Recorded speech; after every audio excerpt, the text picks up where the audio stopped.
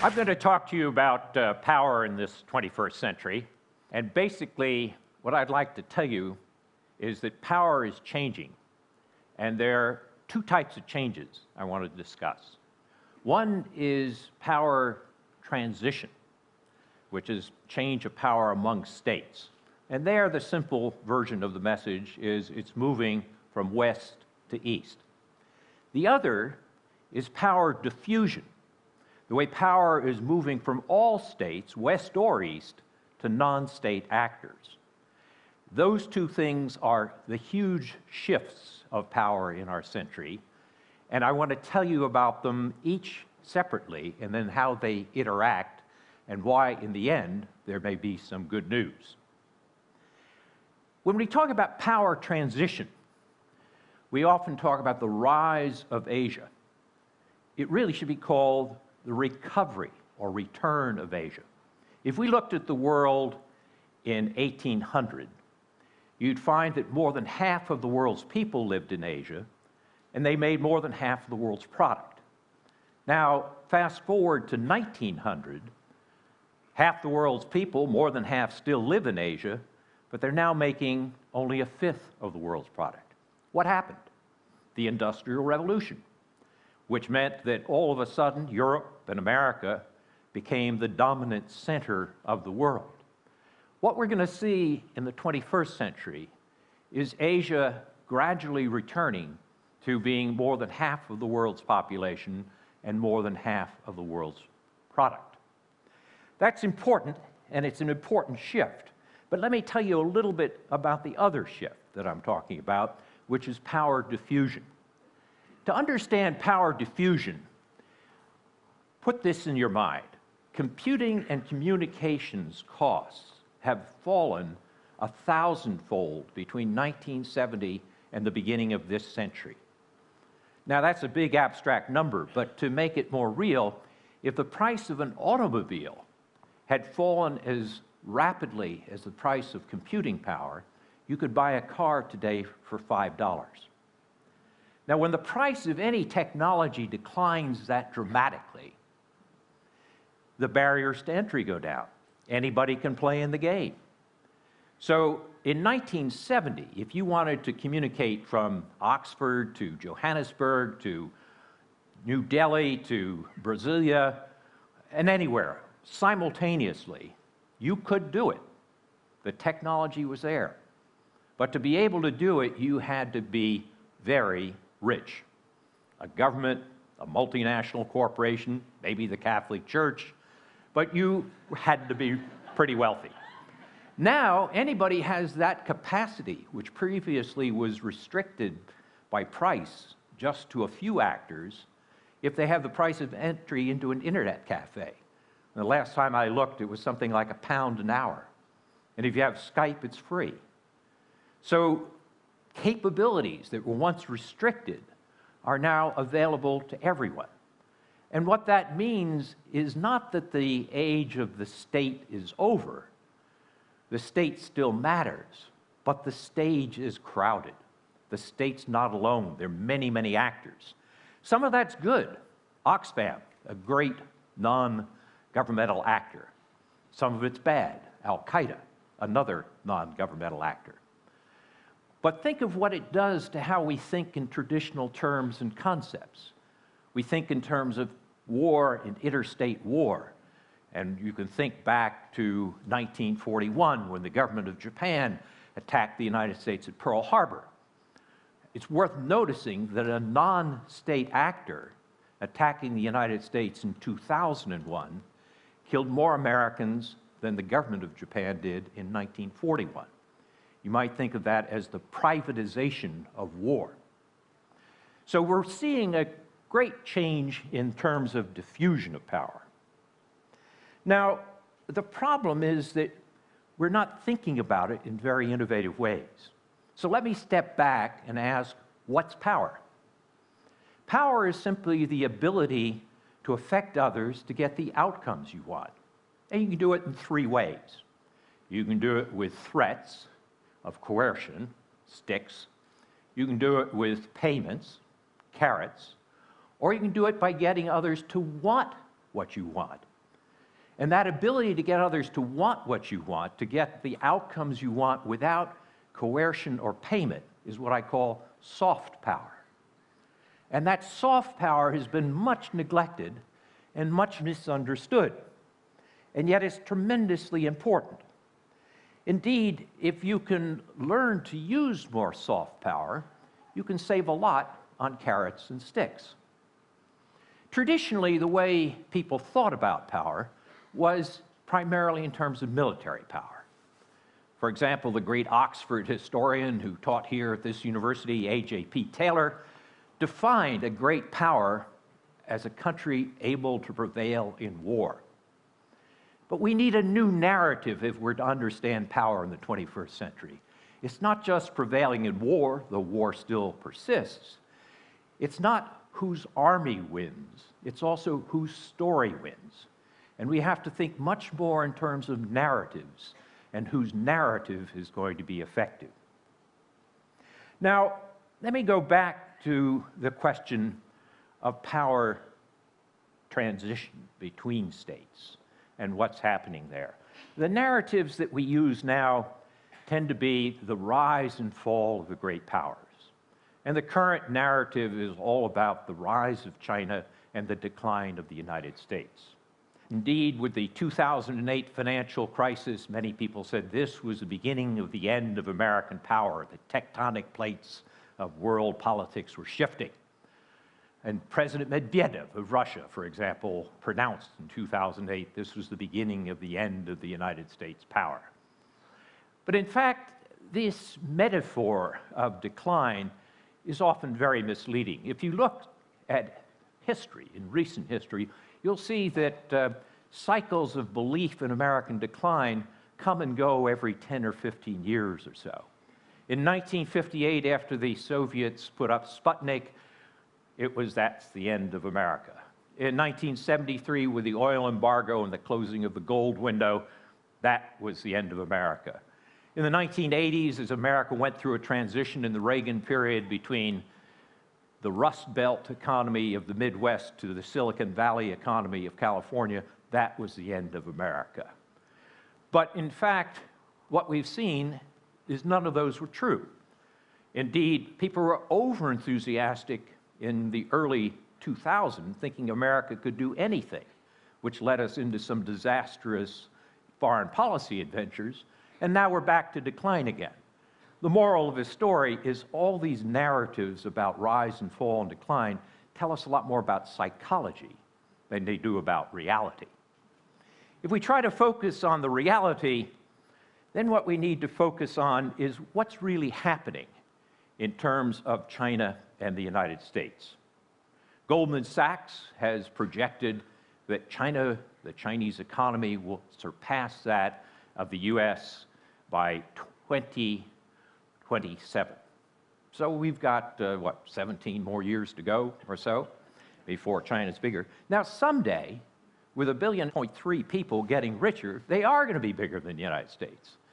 But be very careful about these projections, such as the Goldman Sachs projection, as though that gives you an accurate picture of power transition in this century. Let me mention 3 reasons why it's too simple.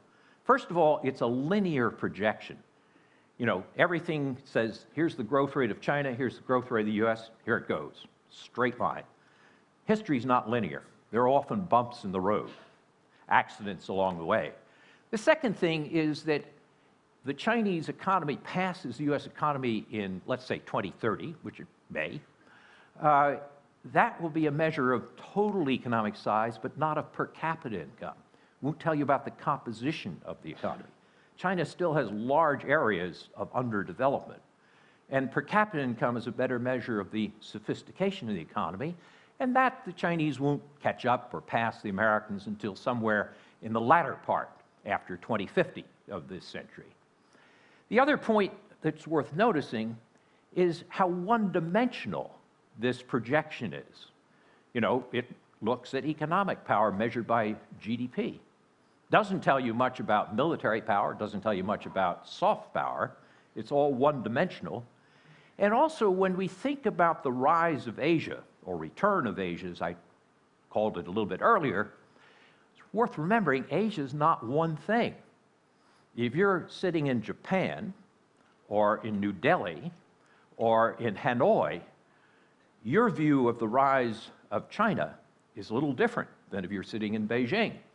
Indeed, one of the advantages that the Americans will have in terms of power in Asia is all those countries want an American insurance policy against the rise of China. It's as though Mexico and Canada were hostile neighbors to the United States, which they're not.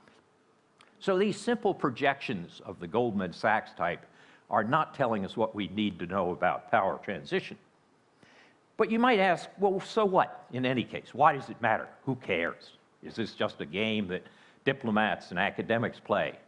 The answer is it matters quite a lot, because if you believe in decline and you get the answers wrong on this, the facts, not the myths, you may have policies which are very dangerous. Let me give you an example from history. The Peloponnesian War was the great conflict in which the Greek city-state system tore itself apart 2.5 millennia ago. What caused it? Thucydides, the great historian of the Peloponnesian War, said it was the rise in the power of Athens and the fear it created in Sparta. Notice both halves of that explanation. Many people argue that the 21st century is going to repeat the 20th century, in which World War I, the great conflagration in which the European state system tore itself apart and destroyed its centrality in the world, that was caused by the rise in the power of Germany and the fear it created in Britain. So there are people who are telling us this is going to be reproduced today, that what we're going to see is the same thing now in this century. No, I think that's wrong. It's bad history. For one thing, Germany had surpassed Britain in industrial strength by 1900. And as I said earlier, China has not passed the United States. But also, if you have this belief and it creates a sense of fear, it leads to overreaction. And the greatest danger we have of managing this power transition, of the shift toward the East, is fear. To paraphrase Franklin Roosevelt from a different context, the greatest thing we have to fear is fear itself. We don't have to fear the rise of China or the return of Asia. And if we have policies in which we take it with that larger historical perspective, we're going to be able to manage this process. Let me say a word now about the distribution of power and how it relates to power diffusion, and then pull these two types together. If you ask how is power distributed in the world today, it's distributed much like a three-dimensional chess game. Top board, military power among states. The United States is the only superpower, and it's likely to remain that way for 2 or 3 decades. China's not going to replace the US on this military board. Middle board of this three-dimensional chess game, economic power among states, power is multipolar. There are balancers. The US, Europe, China, Japan can balance each other. The bottom board of this three-dimensional chess game, the board of transnational relations, things that cross borders outside the control of governments, things like climate change, drug trade, financial flows, pandemics, all these things that cross borders outside the control of governments. There, nobody's in charge. It makes no sense to call this unipolar or multipolar. Power is chaotically distributed. And the only way you can solve these problems, and this is where many of our greatest challenges are coming in this century, is through cooperation, through working together, which means that soft power becomes more important, that ability to organize networks to deal with these kinds of problems and to be able to get cooperation. Another way of putting it is that as we think of power in the 21st century, we want to get away from the idea that power is always zero-sum. My gain is your loss and vice versa. Power can also be positive-sum, where your gain can be my gain. If China develops greater energy security and greater capacity to deal with its problems of carbon emissions, That's good for us, as well as good for China, as well as good for everybody else.